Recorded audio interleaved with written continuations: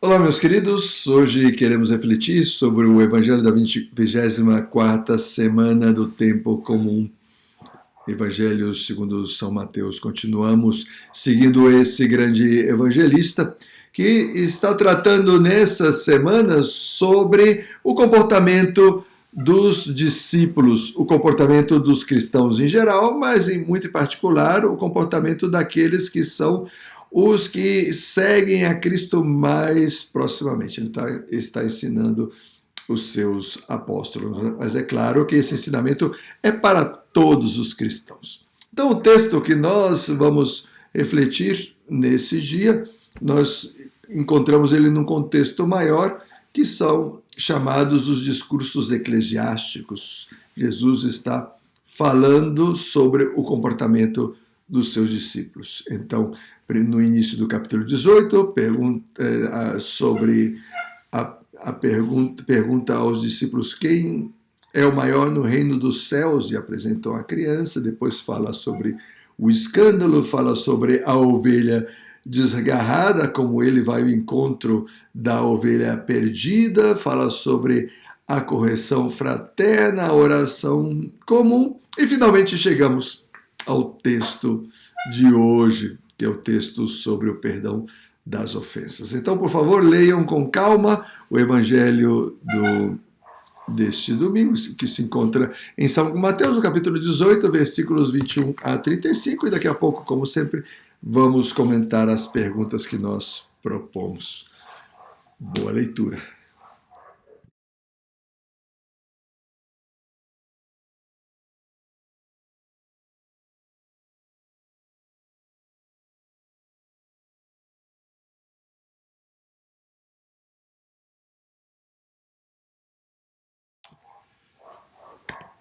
Jesus, ele se encontra com os discípulos e então diz o Evangelho que Pedro aproximou-se de Jesus e perguntou: Senhor, quantas vezes devo perdoar se meu irmão pecar contra mim?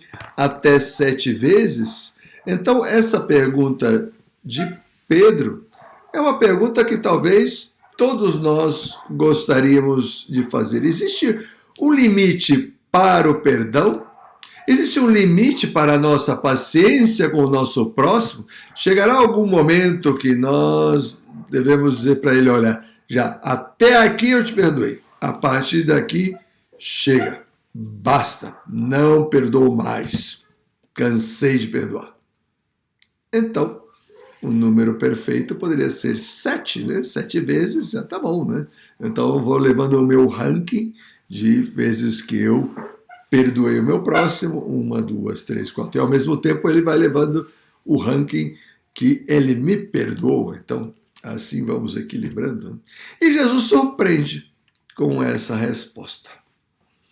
Ele disse até 70 vezes 7. Então, ele ampliou consideravelmente o raio de ação dos perdões. Né? Então, são 490 vezes. Então, quer dizer que eu vou ter uma lista, vou ter que tomar mais cuidado com a minha lista, porque 7 vezes até posso lembrar de memória, mas 490? Claro que não! Jesus não está falando de um número concreto. Ele está dizendo que o perdão deve ser sempre. Sempre que o meu irmão pedir perdão para mim, eu devo perdoar. Mas isso nos coloca numa situação muito complicada. Porque e se essa pessoa não merece o perdão? E se essa pessoa não está arrependida do que fez? E se ela causou um dano muito grande que precisa de reparação? São todas questões que parece que Jesus não leva em consideração. Ele simplesmente diz que devemos perdoar, e perdoar sempre, não 7 vezes, mas até 70 vezes 7. Então, para deixar isso mais claro, ele conta uma parábola. As parábolas, elas têm uma parte de similitude e uma parte de dissimilitude. Quer dizer, as parábolas não podem ser tomadas ao pé da letra, porque existem aspectos que se comparam com a nossa realidade e outros que transcendem absolutamente a nossa realidade, ou melhor, que não coincidem com a nossa realidade, por isso se chamam parábolas. E no caso, a parábola é um patrão que chega e diz Jesus, né? O reino dos céus é como um rei que resolveu acertar as contas com os seus empregados. Então, um rei, um patrão. Então, ele tem empregados. Aqui não se trata do reino com os seus súditos, né? Os seus empregados que trabalham para ele. Quando começou o acerto de contas, trouxeram-lhe um que devia uma enorme fortuna. Então, aqui no texto que nós lemos na Bíblia de Jerusalém, eles explicita que são 10.000 talentos. 10.000 talentos, quase 174 toneladas de ouro, aproximadamente. 174 toneladas de ouro. Isso é impagável. Só Bill Gates pode pagar uma dívida como essa. E como é que o cara conseguiu ter uma dívida desse tamanho? Mas o mais impressionante é que, como o empregado não tivesse com que pagar, o patrão mandou que fosse vendido como escravo, junto com a mulher, os filhos e tudo que possuía. Justo. Justo. O empregado, porém, caiu aos pés do patrão e, prostrado, suplicava: dá-me um prazo e eu te pagarei tudo. Impossível! Nem que ele tivesse o resto da vida, ele não pagaria essa dívida.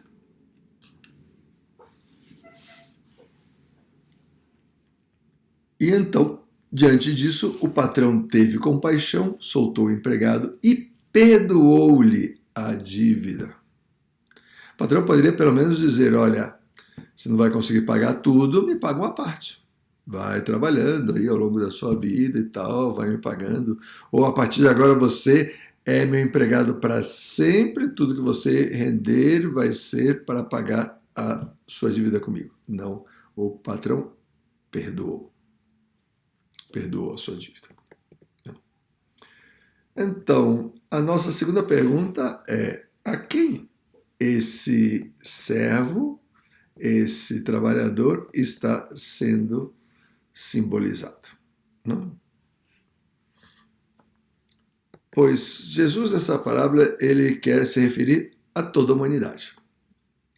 Nós somos esses trabalhadores que temos uma dívida infinita, a dívida do pecado original. Essa dívida nenhum de nós poderia jamais pagar, porque é uma ofensa infinita contra a natureza divina. Então, nós não temos condições de pagar. Também pelas consequências que isso causou na nossa natureza. A nossa natureza humana ficou muito ferida, de tal maneira que nós perdemos a capacidade de nos relacionarmos com Deus e de entrar na vida eterna. Olha que prejuízo mais absurdo. Poderíamos dizer que esse prejuízo é muito maior do que essas 174 toneladas de ouro, né? Ou 10.000 talentos. É muito mais do que isso, porque é uma dívida eterna. Então nós não tínhamos a menor condição de pagar essa dívida. Então esse servo, ele é simbolizado na parábola por nós, por cada um de nós, por toda a humanidade. E o rei? Quem que é o rei dessa parábola? Quem é o patrão? É Deus. Deus que no acerto de contas, quer dizer, no final dos tempos, no juízo final, né, nós vamos render contas da nossa vida, nós vamos apresentar para Ele o que nós fizemos e o que nós não fizemos, né, e aí vamos ver se nós estamos com dívida ou com superávit. Né? De cara, nós já temos essa dívida absurda, que é o pecado original e que Ele se adiantou para pagar, morrendo por nós na cruz. Então, ele cancelou a nossa dívida. Ele não disse: olha, você trabalha para mim enquanto você viver, porque tudo que você fizer vai ser para pagar a sua dívida. Não. cancelando a nossa dívida, ele nos deu a oportunidade de viver. Essa vida é para construirmos nossas relações de amor entre nós e com Deus, e assim nos desenvolvemos e prepararmos para encontrá-lo na vida eterna. Então, Jesus, ele nos deixa numa situação ótima. Ainda que nós somos esse servo que deve essa quantia exorbitante, ele perdoa os nossos pecados. Então, ele nos deixou numa situação ótima para a qual nós podemos construir a nossa vida. Com tudo isso, fica claro que o que Jesus mais deseja é que nós tenhamos essa capacidade de perdoar que ele mesmo teve conosco, né? Porque logo depois da parábola, ele continua dizendo que esse servo, que foi perdoado essa dívida absurdamente grande, se encontra depois com uma pessoa que tinha uma dívida mínima com ele. Né? E então pediu que pagasse, e essa pessoa disse que não tinha como, que tivesse paciência, exatamente a mesma coisa que ele tinha pedido. Né? E então, esse servo não aceitou. E mandou jogar ele na prisão até que não pagasse toda a dívida. Pois Deus ficou sabendo disso, ou melhor, o patrão, né? E então manda chamar esse servo e faz essa pergunta, né? Você não deveria ter misericórdia da pessoa que estava devendo para você da mesma maneira que eu tive misericórdia contigo? Então, a razão de ser do nosso perdão é porque nós fomos perdoados por Deus. Deus foi o primeiro em perdoar. Não só nos deu o exemplo, mas também nos deu as forças para que nós possamos perdoar da mesma maneira. Mas aí vem essa terceira pergunta para reflexão, né? Como o patrão pôde perdoar a dívida tão facilmente, ser uma dívida enorme? Porque, ao parecer, aqui foi muito simples, né? Diz o texto que, ao ver que essa pessoa não tinha como que pagar, ele simplesmente perdoou a dívida. É que essa parábola não conta todos os aspectos do perdão da dívida. Né? Jesus deveria contar outra parábola para significar como foi que esse patrão pôde perdoar a dívida, ele mesmo sofrendo no lugar do devedor. Foi assim que Cristo padeceu na cruz por nós. Carregou sobre nós os nossos pecados, as nossas dívidas, para poder sepultá-los na morte e dela ressurgir renovado e nos conceder as graças que nós precisamos para poder chegar ao céu, né? Poder ser boas pessoas, poder ser santos nessa vida e poder chegar ao céu. Então custou muito caro para Jesus poder nos perdoar dessa maneira. Então ele, com todo direito, ele pode perguntar ao servo, né? Servo mau, eu te perdoei toda a tua dívida porque me rogaste. Não devias também tu ter compaixão do teu companheiro, como eu tive compaixão de ti? Terminemos essas reflexões pedindo à nossa mãezinha do céu, Nossa Senhora, que ela cuide de nós. Que ela faça do nosso coração um coração que perdoa da mesma forma que o seu Filho Jesus foi capaz de perdoar os nossos pecados. E a bênção de Deus Todo-Poderoso, Pai, Filho e Espírito Santo, desça sobre vocês e permaneça para sempre. Amém. Fenomenal!